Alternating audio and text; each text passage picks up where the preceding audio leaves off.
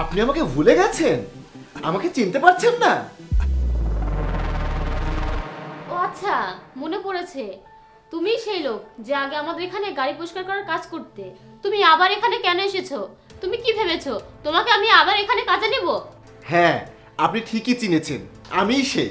আমি তোমাকে এখান থেকে তাড়িয়ে দিয়েছিলাম কারণ তুমি খুব সততা দেখিয়েছিলে। তোমার কারণে আমার এখানে চাকরি যাওয়ার উপায় হয়েছিল। এমনকি 4 মাস ধরে আমার বেতন বন্ধ ছিল। তুমি আবার বসকে আমার নামে বলেছিলে আমি নাকি গাড়ি বিক্রি করার জন্য এক্সট্রা টাকা নিই। এর জন্য আমি বুদ্ধি করে তোমার চাকরি খেয়েছি। তুমি আবার এসেছো? আরে না না, আমি চাকরি করতে আসিনি, আমি এখানে গাড়ি কিনতে এসেছি। আচ্ছা, তুমি এখানে গাড়ি কিনতে এসেছো? দারুণ মজা পেলাম। যেভাবে এখানে এসেছো সেভাবে এখান থেকে বেরিয়ে যাও। যাও, চলে যাও। আমার মনে হয় আপনি শুনতে পাননি, আমি এখানে গাড়ি কিনতে এসেছি। এই, আমাদের এখানে কোনো ভাঙা গাড়ি নেই। এখানে যা আছে সব নতুন এবং দামি গাড়ি, যা তোমার ক্ষমতার বাইরে।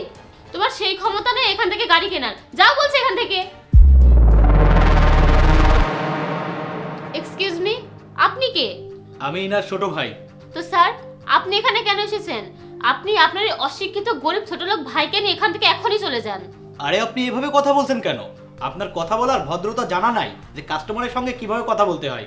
আমি আপনার ভাইকে আগেই বলেছি আমরা এখানে কোনো পুরনো ভাঙা গাড়ি বিক্রি করি না। এই যে আপনি নিজেকে সামলান, আপনার সঙ্গে আমার কথা বলতে ইচ্ছা করছে না।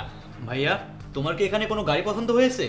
ভাই, আমি এখানে অনেক দিন ধরে কাজ করেছি, আমি এখানকার গাড়ি সম্পর্কে খুব ভালোভাবে জানি। তুই এক কাজ কর, তুই এখানকার সব গাড়ি কিনে নে। আচ্ছা ভাইয়া, তোমার সব গাড়ি পছন্দ হয়েছে? কোনো ব্যাপার না, আমরা সব গাড়ি নিয়ে নেব। আপনার জানা আছে আপনি কি বলছেন? আমাদের এখানে যা গাড়ি আছে প্রত্যেকটা গাড়ির দাম 50 লাখ টাকার উপরে। এখনো কমপক্ষে 6টা গাড়ি আছে। এত টাকা আপনাদের কাছে আছে? আপনি কি ভাবছেন আমি আপনার সঙ্গে মজা করছি? এই নিন।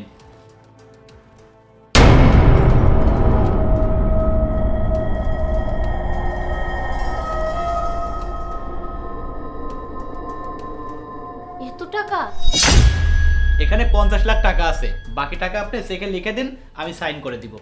আচ্ছা ভাই শোন, তুই যে টাকা দিবি তার সাথে আরো 2 লাখ টাকা বেশি করে দিস, কারণ তার উপরি ইনকাম করার অভ্যাস আছে, খুশি হবে। কিন্তু আমি বুঝতে পারছি না, আপনার অবস্থা তো কিছুদিন আগে খুব খারাপ ছিল। আপনি টাকার জন্য ছোট কাজ করতেন, কিন্তু এখন আপনাদের কাছে এত টাকা হলো কিভাবে? আমি তো কিছুই বুঝতে পারছি না। হ্যাঁ, আমার অবস্থা খুবই খারাপ ছিল। আমি টাকার জন্য ছোট কাজ করতাম, কারণ সেই সময় আমার ভাই পড়াশোনা করত। আমি তার পড়াশোনার খরচ জোগাড় করার জন্য অনেক পরিশ্রম করেছি, কারণ আমি তাকে অনেক বড় কিছু বানাতে চেয়েছিলাম। আর আজ আমি সফল হয়েছি, কারণ আজ আমার ভাই পড়াশোনা শিখে অনেক বড় ব্যবসায়ী হয়েছে। আমি এখানে এই কোম্পানিতে অনেক দিন ধরে কাজ করেছি। এই কোম্পানির কাছে আমার অনেক ঋণ, আমি তাদের এই ঋণ কখনোই শোধ করতে পারবো না, কিন্তু আমি তাদের ক্ষতি করতে চাই না। তাই আপনার অসততার কথা আমি তাদেরকে বলেছি। আজ আমি তাদের শোরুমে সব গাড়ি কিনে নিব। যেই গাড়ি আমি একসময় পরিষ্কার করতাম, আমি সেই গাড়ি আজকে কিনতে এসেছি কিছু টাকার জন্য। তুমি তোমার ইমান বিক্রি করতে। একদিন তুমি আমাকে মিথ্যা অপবাদ দিয়ে এই কোম্পানি থেকে বের করে দিয়েছিলে, কিন্তু শোনো, সময় সবারই একদিন আসে। নিজেকে এখনো বদলে নাও, সময় আছে। ইমানদার হও, তাহলেই সফল হতে পারবে। তা না হলে নিজেকে কখনোই সফল বানাতে পারবে না। মানুষের কাছে ওইভাবে হাত পেতেই উপরি টাকা নিয়ে কখনোই বড় কিছু হতে পারবে না। গাড়িগুলো বুঝিয়ে দেওয়ার ব্যবস্থা করো। চল ভাই। আর শোনো, সবগুলো গাড়ি ঠিকভাবে বুঝিয়ে দাও, তোমাকে 2 লাখ টাকা টিপস দিব।